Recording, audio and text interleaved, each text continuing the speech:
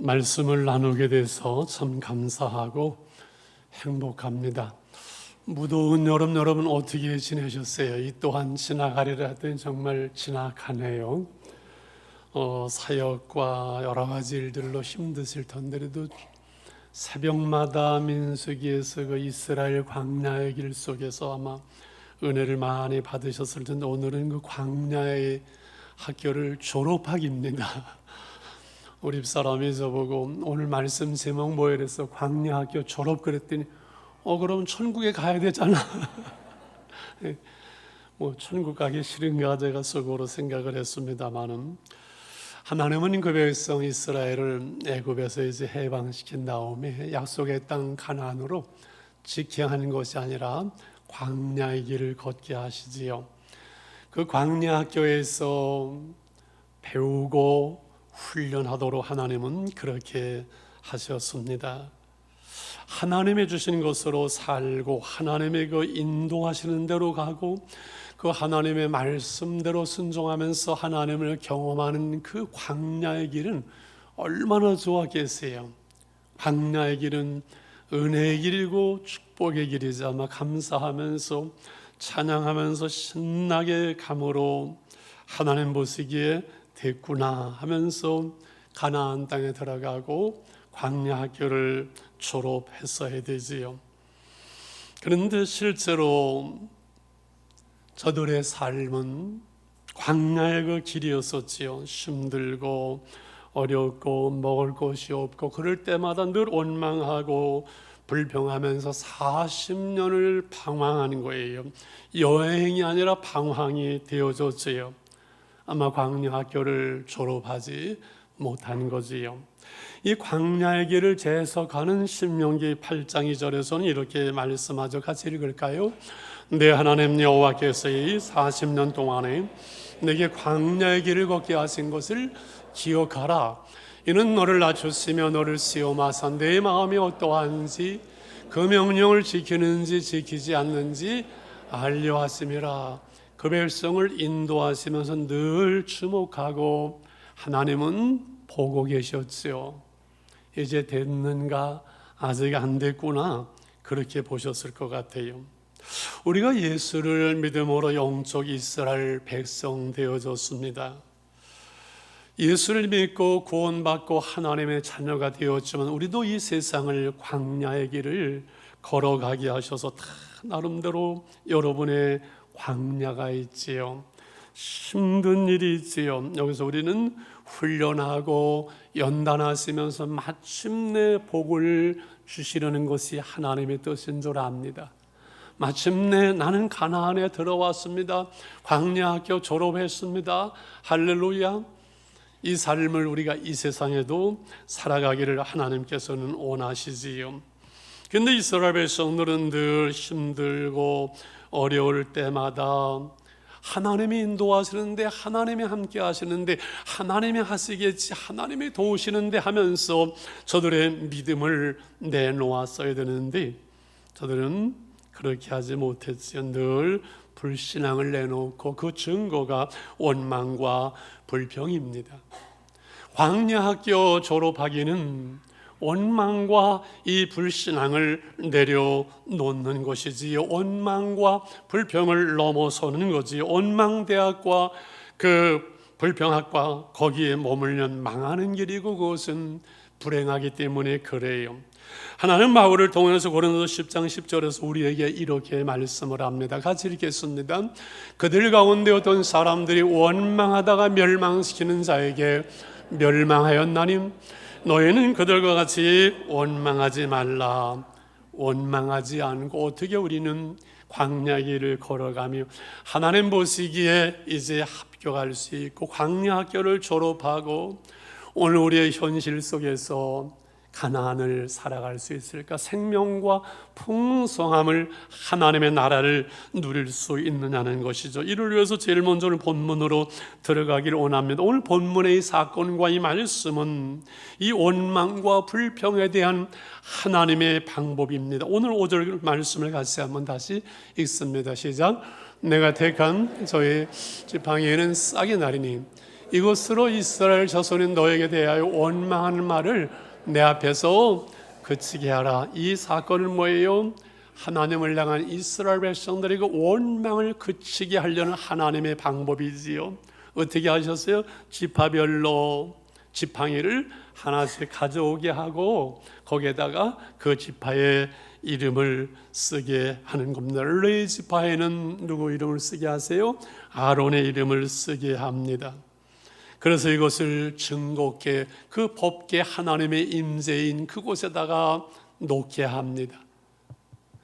이제 다 말라서 비틀어진 죽어있는 그 지팡이에서 싹이 나게 하므로 하나님은 그 권위를 인정하고 그 권위 앞에 모든 불평과 원망을 내려놓기를 원하신 거지요. 이해가 되는 것 같으면서도 이 방법을 가지고 어떻게 원망과 불평을 잠재울 수 있을까? 나베라에서 원망하다가 하나님은 다 불태워 죽이시고 나단 그들을 통해서 원망할 때는 다 땅이 갈라지면서 몰살하게 하고 그래도 원망하니까 질병으로 14,700명을 죽게 해도 저들은 원망과 불평의 싹을 잘라내지 못했는데 이 방법으로 어떻게 가능할 것인가? 그래서 두 번째 원망과 불평의 원인을 생각하고 그 대책을 생각하면서 이 하나님의 방법을 이해하려고 합니다. 여러분 질문 하나 하고 싶습니다. 원망과 불평이 쉬울까요? 감사하고 찬양하는 것이 쉬울까요? 제 질문은 늘 둘 다 쉽지요. 다 참 쉬운 거지요. 70 넘은 저는 운전하다가 갑자기 끼어들거나 하면 저 시가 먼저 나올까요? 주여가 먼저 나올까요? 여러분 상상에 맡깁니다. 참고로 여러분과 비슷합니다. 그때나 지금이나 사람들은 원망과 불평이 터져나오는 것이 참 쉽고 빨라요. 이것은 어쩌면 타락한 인간의 죄성이고 본성에서 나오기 때문이 아닌가 생각을 해요.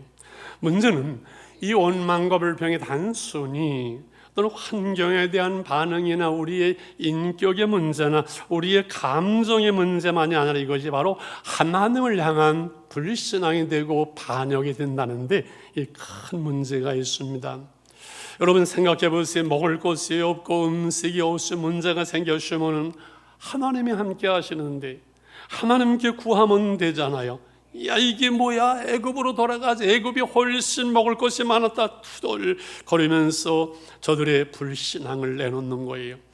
정탐하고 돌아온 10명이 부정적으로 보고하면서 그들은 견고하고 우리는 그들 백성은 거인 같고 우리는 메뚜기 같습니다. 망했다 할 때 현실적으로 그것을 제대로 본 것이지만 하나님을 보지 못하고 하나님을 믿지 못하고 오늘 찬송에서 하나님의 그 약속을 우리는 받았는데 그 약속의 말씀을 기억하지를 못하는 거지. 그리고 가장 위험한 원망, 마지막 넘어야 될 산, 하나님의 제일 싫어하는 것, 그것은 시기와 질투 속에서 리더를 향한 원망이에요. 오늘 아론의 쌍난 지팡이의 사건은 바로 이 마지막 문제를 해결하기 위한 하나님의 방법이죠. 무슨 얘기인가요?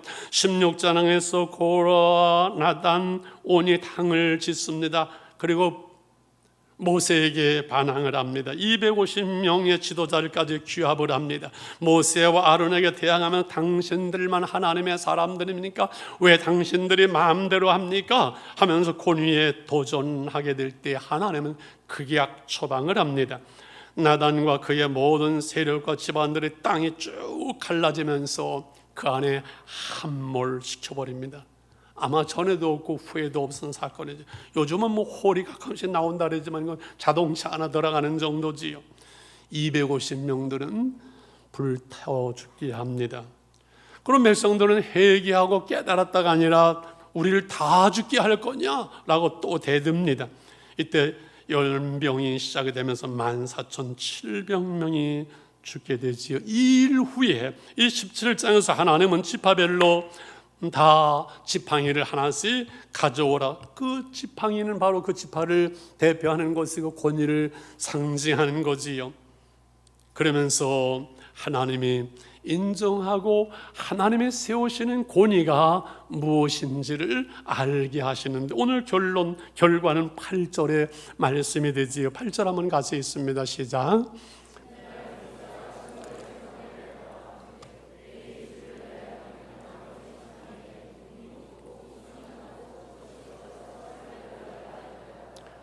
하룻밤 증거계 앞에 거기다 뒀는데 아론의 지팡이에만 순이도 없고 그 싹이 자라서 꽃이 피고 열매를 맺었어요. 이거 여러분 잘 이해가 되어져요? 잘 이해가 되지 않지요.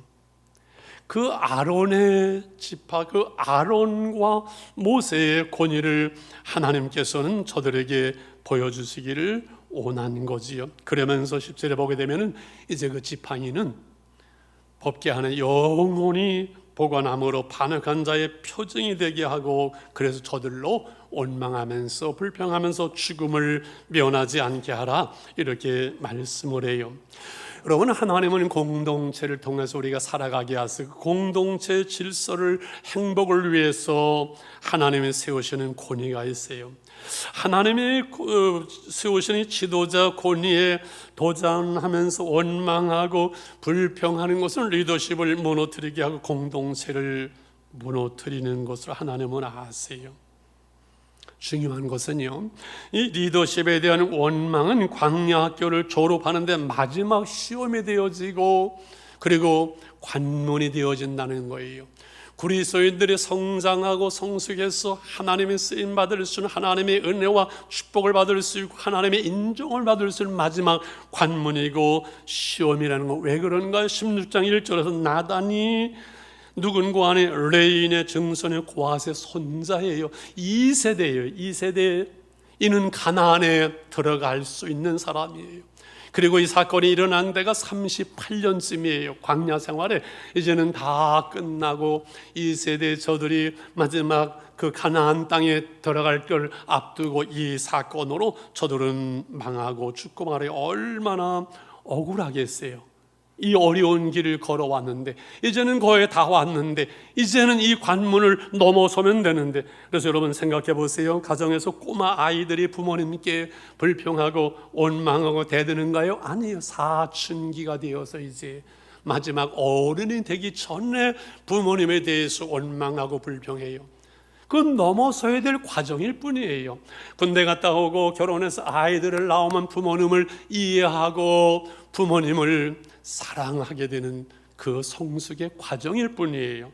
여러분, 직장에서 신입사원들이 원망하고 사장에게 대들지 않습니다. 교회에서 여러분 초신자가 불평하고 그러지 않습니다. 이제 자라서 성장해서 어느 단계 속에서 인정을 받고 넘어가야 될 그 과정이거든요. 그래서 아이들이 이제 부모님을 이해할 때 철들었구나 이렇게 말을 해요.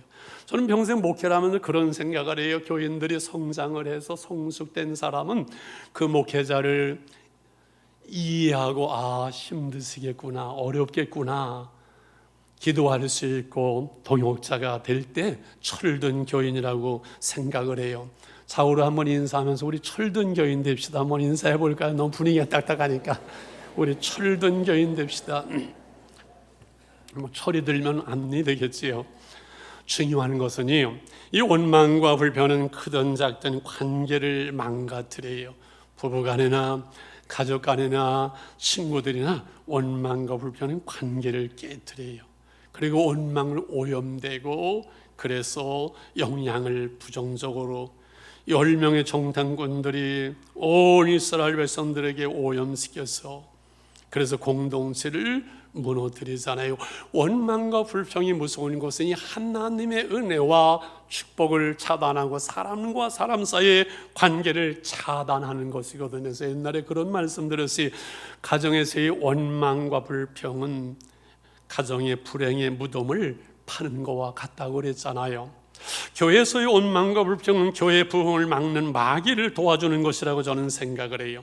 하나님의 공동체 질서와 행복을 세우시는 이 공동체 그리들을 위한 권위에 대한 도전, 이것은 망하는 길입니다. 공동체를 무너뜨리는 거예요. 그래서 내 생각과 내 산학으로 판단하지 말고 내 감정대로 대하지 말고, 늘 말씀드렸죠. 아생 교회사, 내가 살고 나 되면 교회가 죽고, 아사 교회생, 내가 죽어야 교회가 살고 나를 비우고 내려나와야 내 안에 계신 예수님이 살고 예수님이 증거되고 주님의 모습이 나타나는 것이지요. 할렐루야.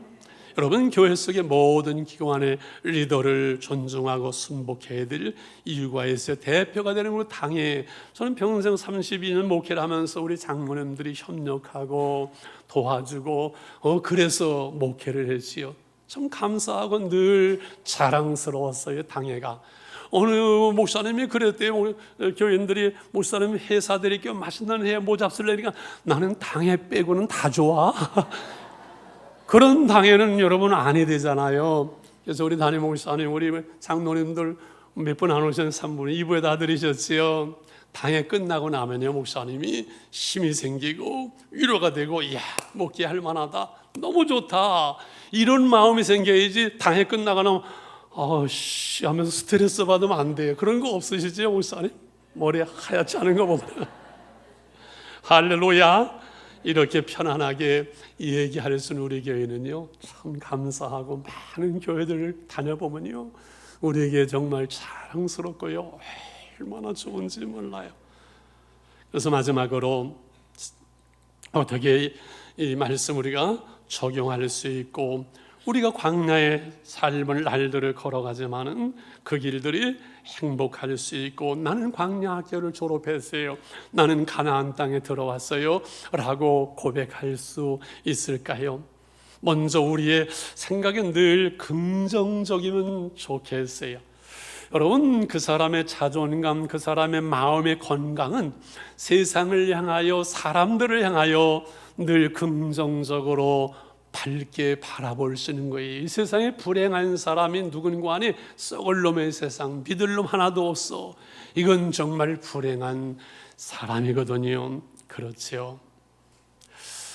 하나님이 만드신 아름다운 세상을 아름답게 바라볼 수 있는 그 눈이 얼마나 이게 복입니까? 이런 말이 있잖아요. 사계절을 바라보면서 어떤 년이 이렇게 말하는데, 봄에는 꽃이 있어 좋고, 여름엔 바다가 있어서 좋고, 휴가 가니까 가을에는 열매가 있어서 좋고, 겨울에는 눈이 있어서 좋고, 어떤 년은 이렇게 말하는데, 봄에는 황사 때문에 죽겠고, 여름엔 더워서 죽겠고, 가을에는 쓸쓸해 죽겠고, 겨울에는 눈 추워서 못 살겠고.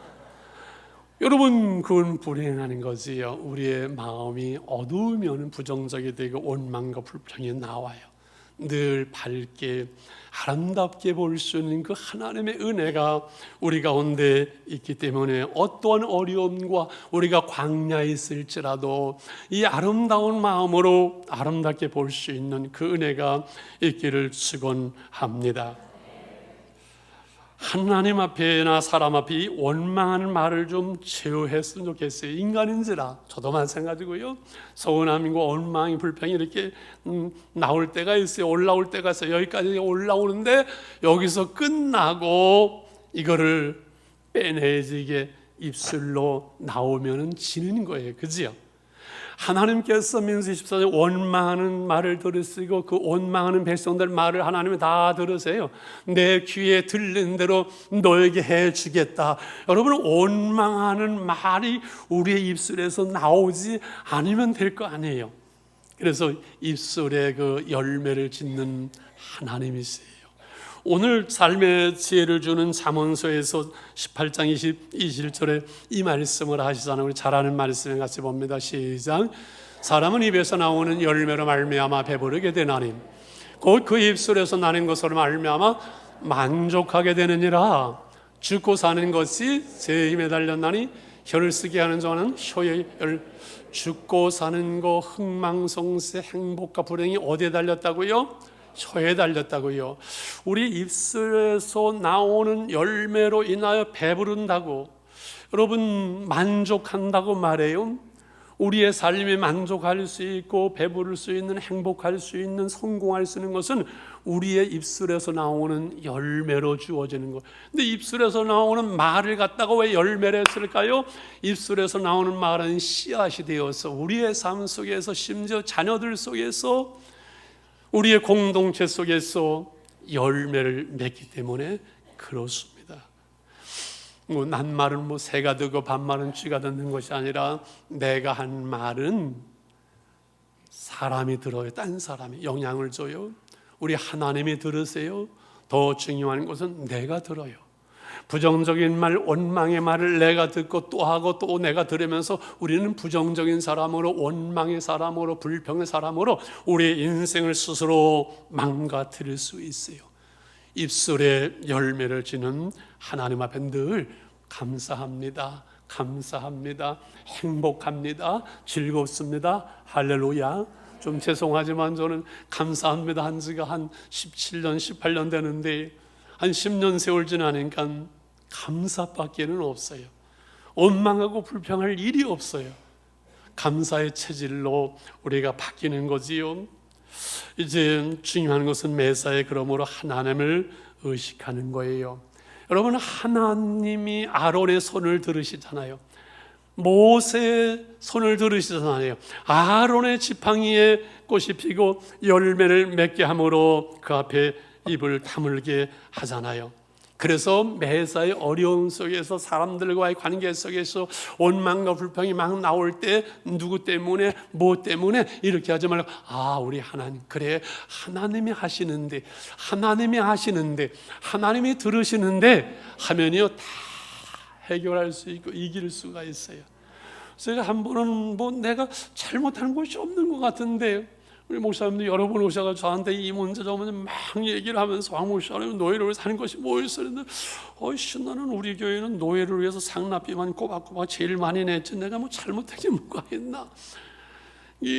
그런데 하나님은 왜 그러지요? 그러니까 겸손하라. 입을 딱 다물고 세월이 지나면서 그것이 간증이 되어지고 증거가 되어지고 축복이 되어지고 은혜가 되어지더라고요. 할렐루야. 이제 결론을 나가려고 합니다. 말씀을 정리하려고 합니다. 중요한 것은 내가 원망하지 말아야지, 불평하지 말아야지, 이 어려움을 이겨야지 애쓰고 힘쓰는 것보다 더 중요한 것은 내 안에 하나님의 은혜로 채우면서, 감사로 채우면서 우리의 감사가 원망과 불평을 넉넉하게 이길 수 있는 거지요. 언젠가 말씀드린 것 같아요. 명상과 묵상이, 세상 사람들은 명상을 말하자면 우리는 묵상한다고, 명상은 비우는 거잖아요. 비운다고 해결되지 않습니다. 묵상은 비운 다음에 하나님의 은혜로, 하나님의 말씀으로, 하나님의 성령으로, 하나님으로 우리 안에 채우는 거예요. 감사로 채우는 거예요. 할렐루야. 그럼 우리의 삶 속에서 주님의 은혜가 꽃피고 때를 따라서 아름다운 열매를 맺게 되는 것이 신앙생활의 우리 인생의 원리가 되지요. 아론의 쌍난 지팡이를 여러분 생각해 봅니다. 하룻밤 사이 어떻게 아론의 지팡이에만 싹이 나고 꽃이 피고 열매를 맺을 수 있을까요? 이거 누구 한 걸까요? 분명히 하나님께서 하신 거죠. 그래서 할 말이 없는 거예요. 생명을 주관하시는 하나님, 그 누구도 어떠한 과학도 의사도 권력자도 어떤 돈으로도 죽은 지팡이에 여러분 우미 돋고 싹이 자라고 꽃이 피고 열매를 맺게 할 수 있는 거예요. 무엇이 있습니까? 오직 하나님의 능력, 전능하신 하나님, 생명을 주관하시는 하나님, 우리의 삶에, 우리의 신앙생활 속에 싹이 돋고 꽃이 피고 열매를 맺게 하시는 분은 우리 하나님이십니다. 할렐루야. 우리는 다 바짝 마르고 죽은 지팡이들처럼 다 죄와 허물로 영 죽었던 우리를 하나님은 부르시고 예수 그리스도를 통해서 우리에게 새 생명을 주신 줄 믿습니다. 우리에게 새 생명을 주시는 하나님은 때를 따라서 꽃피고 열매 맺게 하심으로 오늘 주님 안에, 그 은혜 안에, 그 생명이 우리 안에 공급되어지면 되는 거거든요. 여러분, 마지막 질문하려고 하면, 여러분은 광야의 학교를 졸업했다고 생각이 되어지는지요? 아니면 졸업했던 것 같은데 어떤 데 보면 또 들어와 있고 들락날락 하고 있는지요? 어떻습니까? 여러분, 주의 이름으로 선포합니다. 여러분이 예수를 믿고 주 안에 있다면 여러분은 광야 학교를 졸업한 사람들입니다. 더 이상 온불교인처럼 원망하고 불평하는 사람이 아니고 원망과 불평에 매여 있는 사람들이 아니지요. 우리는 아론의 쌍난 지팡이와는 비교할 수 없는 예수의 생명을 소유한 하나님의 자녀들이요 하나님의 VIP입니다. 하나님이 아론의 편이 되어주시고 하나님이 아론의 지팡이에 싹이 나게 하신 것처럼 하나님이 우리 편이시고 하나님이 나의 힘이 되시고 하나님께서 여러분에게 생명을 주시고 은혜의 꽃이 피고 열매를 맺게 하실 줄 믿습니다. 아직도 걸어가야 될 우리의 길이 광야가 있습니다. 힘들 수 있고 어려울 수 있지만은 여러분 눈앞의 현실이 때로는 막막할지도 이제는 원망스러운 것 같아도 우리의 불신앙과 원망이 나오는 것은 하나님의 은혜를 구하면서 한계를 넘어설 수 있는 하나님의 능력을 경험할 수 있는 여러분의 삶이 하나님의 증거가 되어지고 아론의 쌍난 지팡이처럼 되어질 줄 믿습니다. 사람과의 사이에 갈등이 있고 부딪혀도 원망하고 투덜거리는 것이 아니라 겸손히 하나님의 뜻을 구하고 모세처럼 온유한 자로 겸손한 자로 우리가 변화되어지는 디딤돌이 되어질 것입니다. 리더를 향해서 비판하던 그 수준을 넘어서서 이제는 이해할 수 있고 위에서 기도할 수 있는 진정한 동역자의 축복을 누리게 될 것입니다. 내 자신의 연약함이 보이고 실수가 보이고 허물이 보일 때가 많습니다. 저도 마찬가지입니다. 그러나 이것 때문에 낙심하고 원망하는 것이 아니라 그래서 하나님의 은혜를 구하고 그래서 겸손할 수밖에 없고 하나님을 의지할 수밖에 없고 주 안에서 우리가 살아감으로 오늘 그 생명과 풍성함을 누릴 수가 있습니다. 세상이 말하는 어떠한 것 성공은 힘들 수 있고 어려울 수 있지만 주 안에서의 행복은 쉽습니다. 주 안에 있으면 되는 겁니다. 주 안에서 항상 기뻐하라. 내가 다시 말하는 기뻐하라. 우리의 참된 행복은 소유의 성취에 있는 것이 아니라 오늘 주 안에 있으면 되는 줄 믿습니다. 한 선교사님이 여선교사님이 계셔서 믿음도 좋고 지혜도 있고 기도도 많이 하는 선교사님인데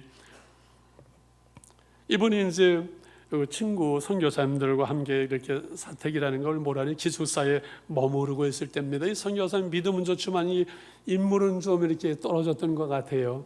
누굴 개인적으로 쳐다보면 안 되겠죠. 다른 선교사님들은 친구들은 그냥 꽃다발도 밟고 나가서 데이트도 하고 토요일이면 늘 그랬는데 자기는 꽃다발 갖다 주는 사람도 없고 데이트 하자는 사람도 없고 그래서 어느 날은 기도하다가 좀 거시기 하더래. 그래서 하나님 저는 꽃다발 주는 사람도 없고요 데이트 하자는 사람도 없고요 저는 왜 이렇게 생겨가지고 애로워요. 하나님 앞에는 기도를 솔직하게 해야 되거든요. 하나님이 마음속에 저 창밖을 봐라 그러시더래요. 창밖을 보니까 그 창밖에 있는 아름다운 정원에 그 꽃들이 막 피어서 얼마나 아름다운지 내게는 저 정원을 주노라. 할렐루야. 그 후로는 이 선교사님이 내가 어떻게 생겼던지 신경 쓰지 않고 늘 하나님이 주시는 꽃다발 그 생명과 풍성함으로 넘친 우리 교회도 오셨던 유명한 선교사님이 되어졌어요. 여러분 내 인생의 지팡이에는 어떤 데는 싹도 잘 안 보이는 것 같고 꽃도 안 피는 것 같고 열매도 보이지 않는 것 같을 때가 있어 중요한 것은 하나님은 기적적으로 어쩔 수 없이 아론의 쌍난 지팡이 하룻밤에 되어졌지만은 우리의 인생에 우리의 신앙에 우리의 광야의 노정기에 꽃이 피고 열매가 맺는 것은 시간을 필요로 합니다. 하나님의 때에 하나님께서 때를 따라서 아름답게 세월이 지나다 보면 이거 기도의 응답이네 10년 전에 기도한 것이네 하나님이 이렇게 은혜스럽게 하셨네 하나님이 우리에게 복을 주셨네 내가 가나안 땅에 이제 들어왔네. 시간을 따라 중요한 것은 그 모든 광야의 노정기의 모든 때에 하나님의 은혜 안에 머무는 것 주님의 그 생명과 은혜가 늘 내게 오늘 공급되어지는 자리에, 기도와 말씀의 자리에 오늘 내가 머물고 있느냐, 그렇지 못하느냐가 결정되어져요. 오늘 한날 한날을 은혜 안에 살고 있느냐, 그렇지 못하는가가 여러분 우리 인생의 모든 것을 결정합니다. 마칩니다. 이 살구나무, 아몬드 열매, 감복숭아라고 얘기하는데, 이 사카드라는 언어의 그 살구 열매는 살아있다, 깨어있다는 뜻이라고 얘기해요.